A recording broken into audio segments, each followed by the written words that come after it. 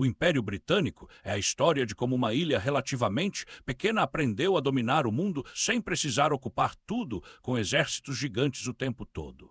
É um império feito de portos, navios, bancos, companhias privadas, cabos telegráficos, carvão, mapas e burocracia.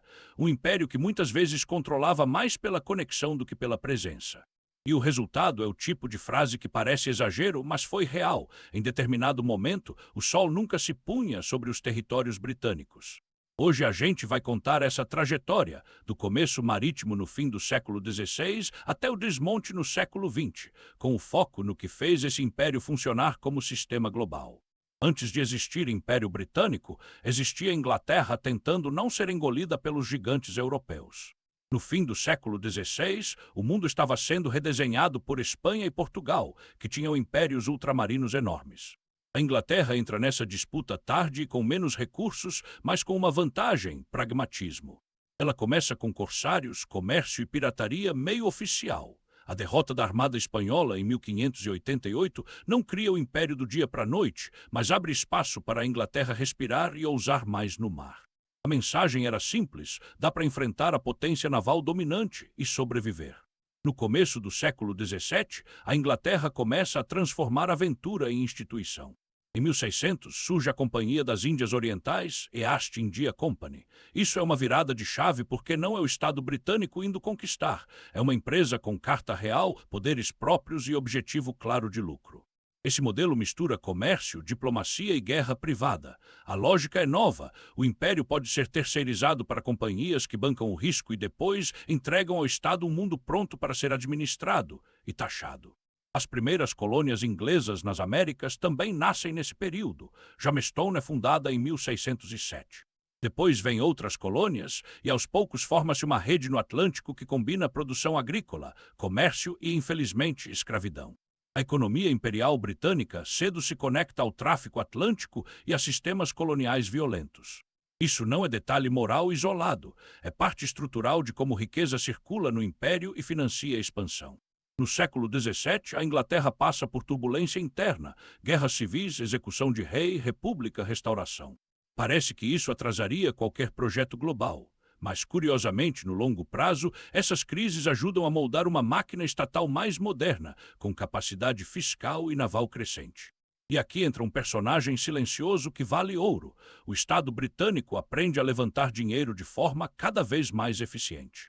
Império sem crédito é só sonho. Império com crédito vira infraestrutura. No fim do século XVII, surge outro pilar, o sistema financeiro moderno. O Banco da Inglaterra é fundado em 1694. Isso permite ao governo financiar guerras e frotas com mais previsibilidade. E aí você entende um padrão: o Império Britânico não cresce apenas por batalhas.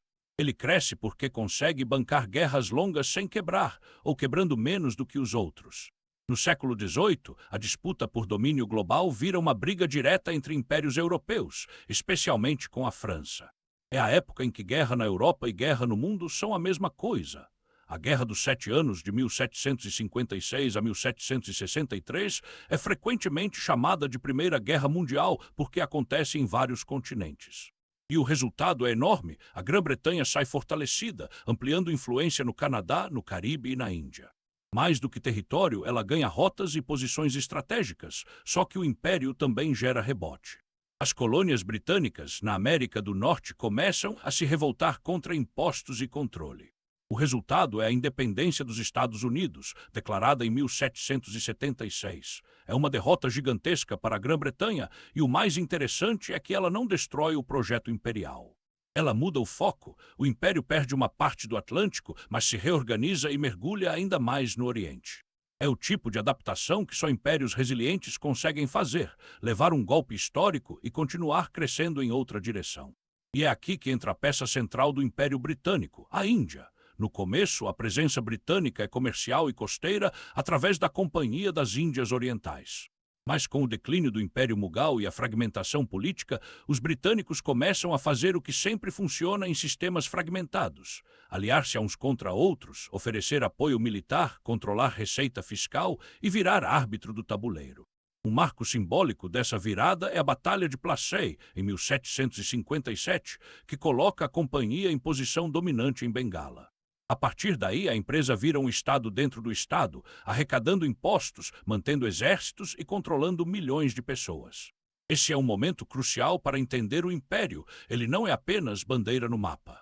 Ele é uma rede de administração e extração econômica. A Índia se torna a joia da coroa não só por tamanho, mas por riqueza e por papel estratégico. Ela fornece matéria-prima, mercado e posição no Índico. Controlar a Índia significa controlar rotas para a Ásia. No começo do século XIX, a Grã-Bretanha enfrenta Napoleão e entra no período em que sua marinha vira praticamente dona dos mares. Depois das guerras napoleônicas, com marinha dominante e indústria em expansão, a Grã-Bretanha assume um papel de polícia do comércio global, muitas vezes impondo sua vontade em nome do livre comércio, mas com canhões apontados. Esse é um paradoxo do império. Ele vende a ideia de liberdade comercial, mas mantém um sistema imperial que beneficia o centro. A Revolução Industrial é o turbo desse império: carvão, ferro, fábricas, produção em massa. Quem industrializa primeiro ganha vantagem militar e econômica. A marinha se moderniza. A logística melhora. O império se torna uma máquina de suprimento. Matérias-primas chegam, manufaturas saem e o sistema se fecha como circuito. E aí vem uma das obsessões britânicas mais poderosas: controle de gargalos. Em império marítimo, você não precisa dominar cada quilômetro de terra. Você precisa dominar pontos estratégicos, portos estreitos, rotas. Por isso, posições como Gibraltar, Malta, Cabo da Boa Esperança e, mais tarde, o Canal de Suez são tão importantes. O império vira uma corrente de bases navais e entrepostos que permitem à frota operar no mundo inteiro. No meio desse processo, ocorre um evento que redefine o império na Índia: a Revolta de 1857, também chamada de Rebelião dos Cipais. Ela começa dentro de tropas indianas a serviço da companhia, mas vira um levante maior contra domínio britânico. A repressão é violenta e o resultado institucional é decisivo. Em 1858, a coroa britânica assume controle direto, encerrando o governo da companhia. A Índia passa a ser governada oficialmente pelo Estado britânico, e em 1876, a Rainha Vitória recebe o título de Imperatriz da Índia. A empresa Império vira Estado-Império sem disfarce. Enquanto isso, o Império se espalha pela África, especialmente no século XIX, na era do Scramble for Africa. A Grã-Bretanha amplia a presença no Egito, na África do Sul, no Quênia, na Nigéria e em várias regiões. Muitas vezes por tratados e pressões econômicas, outras vezes por guerra direta. O império se justifica com a retórica da civilização, do progresso, da missão moral, mas a realidade envolve trabalho forçado, exploração e violência em muitos casos. Esse contraste entre discurso e prática é uma marca constante. O que torna o Império Britânico especialmente moderno é que ele não depende só de navios e tropas. Ele depende de comunicação. No século XIX, o império se conecta por cabos telegráficos submarinos. A famosa ideia do All-Headline, redes de comunicação ligando territórios, significa que Londres pode receber notícias e enviar ordens com velocidade inédita. Controle não é apenas presença, é tempo de resposta. Quanto mais rápido você se comunica, mais fácil é governar um sistema espalhado pelo planeta. E aqui entra a frase que parecia literal: o império tem territórios em tantos fusos que, de fato, em algum lugar do mundo britânico, o sol está sempre brilhando. Canadá, Caribe, África, Índia, Sudeste Asiático, Austrália, Nova Zelândia é uma rede planetária. Mas o império também é cheio de contradições internas. A Grã-Bretanha se apresenta como berço de parlamento e liberdades, mas governa muitas colônias sem representação real. Ela defende comércio livre, mas protege interesses industriais. Ela fala em ordem, mas produz desequilíbrios locais. Essas contradições alimentam resistências. No século XX, os desafios se acumulam. A Primeira Guerra Mundial, 1914-1918, drena recursos e muda o mundo. A Grã-Bretanha vence, mas sai mais endividada e com pressões coloniais maiores. Movimentos nacionalistas crescem, especialmente na Índia. O império começa a parecer caro demais para manter da forma antiga. Entre as duas guerras, a Grã-Bretanha ainda é poderosa, mas a maré está mudando. E então vem a Segunda Guerra Mundial, 1939-1945, que termina com o mundo reorganizado em torno de duas superpotências, Estados Unidos e União Soviética. A Grã-Bretanha, exausta e endividada, percebe que não dá para manter o império como antes. A independência da Índia em 1947 é um marco psicológico e geopolítico enorme. A joia da coroa se torna Estado independente, e isso acelera a descolonização. Nas décadas seguintes, várias colônias ganham independência. O império se dissolve, mas não desaparece por completo. Ele se transforma em rede de influência, alianças, língua e instituições, a Commonwealth.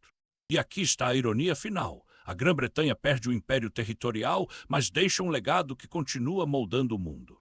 A língua inglesa vira idioma global. O sistema jurídico, o parlamentarismo, certos modelos administrativos se espalham. Rotas comerciais e estruturas financeiras continuam influentes. O império some do mapa, mas permanece no software do planeta. O Império Britânico ensina uma lição central sobre poder moderno. Dominar não é só ocupar. Dominar é conectar. É controlar rotas, finanças, comunicação e regras do jogo. Por isso ele foi tão duradouro e tão influente. E por isso também gerou tanta resistência, porque esse tipo de poder entra na vida cotidiana das pessoas e muda tudo, do trabalho à cultura. Se você curtiu esse episódio e quer continuar a série Impérios em 15 minutos nessa pegada mais densa, curta o vídeo e se inscreva no Filhos de Heródoto. No próximo episódio, a gente pode ir para o Império Mongol, a máquina de conquista mais rápida e mais assustadora do mundo pré-moderno, ou para a história do novo tipo de império do século XX, quando o poder passa a ser menos bandeira e mais tecnologia.